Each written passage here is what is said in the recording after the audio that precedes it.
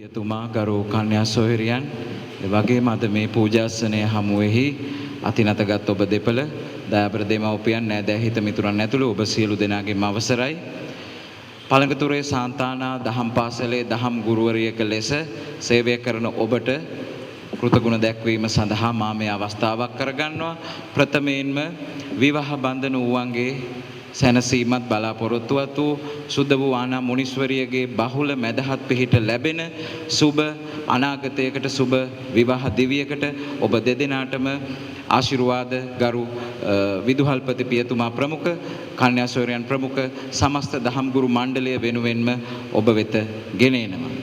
දයාබර සචිනි ඔබගේ නිහතමානීකම සහ ඔබගේ බැහැපත්කම මම අගය කරලා ඔබ වෙනුවෙන් මේ කරන කතාව ආරම්භ කරන්නට කැමති බොහෝ වෙලාවට තමුන්ගේ අයිතිවාසිකම් වෙනුවෙන් තමුන්ට ලැබිය යුතු දේ වෙනුවෙන් සටන් කරන කෑ ගහන ගුරුවරු අතරේ ඔබට හිමි දේවල් පවා අහිමි වෙනකොට බොහොම නිහතමානීව හැමදේම ලොකු හිනාවකින් දරාගත්ත ඔබට සුබ අනාගතයක් වේවා කියලා මම ප්‍රථමයෙන්ම ප්‍රාර්ථනා කරනවා.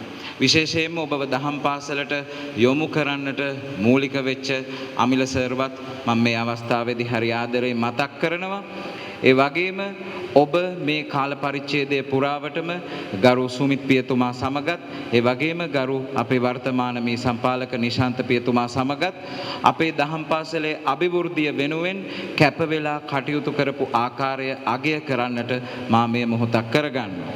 ඒ වගේම ඔබගේ දෙමව්පියෝ ඒ අය දහම් පාසලේ වැඩ කටයුතු වෙනුවෙන් මීසමේ වැඩ කටයුතු වෙනුවෙන් අපට දක්වන ඒ සහයෝගයට ස්තුති කරන්නටත් මා මේ අවස්ථාවක් කරගන්නවා. ඒ වගේ මේ අයගේ ආශිර්වාදයෙන් ඔබ බොහෝ කාලයක් අපිත් එක්ක සම්බන්ධ වෙලා හිටියා. ඒ නිසා රශ්මිකගෙනුත් මම හරි ආදරයෙන් ඉල්ලා සිටිනවා. ඔබේ ආශිර්වාදය තුලත් ඉදිරියටත් මොකද අපි දන්න දෙයක් දරුවෙකුට කියලා දෙනවයි කියන එක ලොකු පිනක්. ගොඩාක් ඔබේ වයසේ තරුණ දරුවෝ අතරේ ඔබ ගමේ ලොකු වරප්‍රසාදයක් ආශිර්වාදයක් ලැබපු දරුවෙක් දුවේ දහම් ගුරුවරියක් විදිහට විවිධාකාර ගුරුවරු ඉන්නවා. ටියුෂන් කඩ කරන ගුරුවරු ඉන්නවා.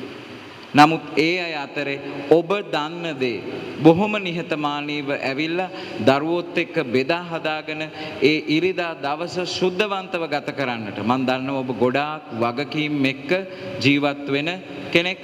ඒ වගකීම් පැහැර නොහැර කටයුතු කරන කෙනෙක්.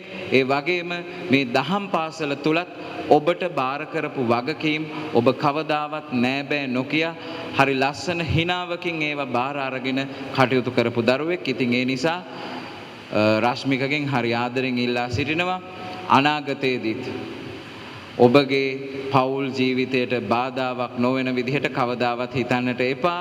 ඉරිදා දහම් පාසලට එන එක පෞල් ජීවිතයට බාධාවක් නෙමෙයි, ඒක ලොකු ආශිර්වාදයක්. අද අපේ ඉන්නවා අවුරුදු 35ක 40ක දහම් ගුරු සේවය සම්පූර්ණය කරපු විවාහ ජීවිත ඉතාම හොඳින් ආදර්ශමත් ලෙස ගෙවන තමුන්ගේ දරුවන්ව හොඳ තැන්වලට ගෙනාපු දහම් ගුරුවරු. ඉතින් ඒ අයගේ ආශිර්වාදය ඔබට මඟ පෙන්වීමක් වේවි. ඒ අයගේ ජීවිත පැවැත්ම ඔබට ආදර්ශයක් වේවි. ඔබේ ජීවිතත් ලස්සන කරගන්නට.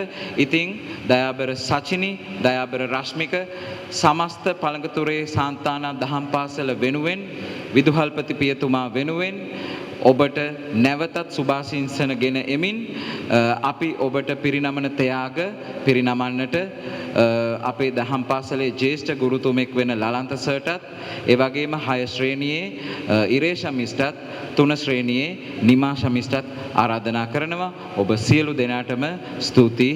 ජේසු පිහිටයි.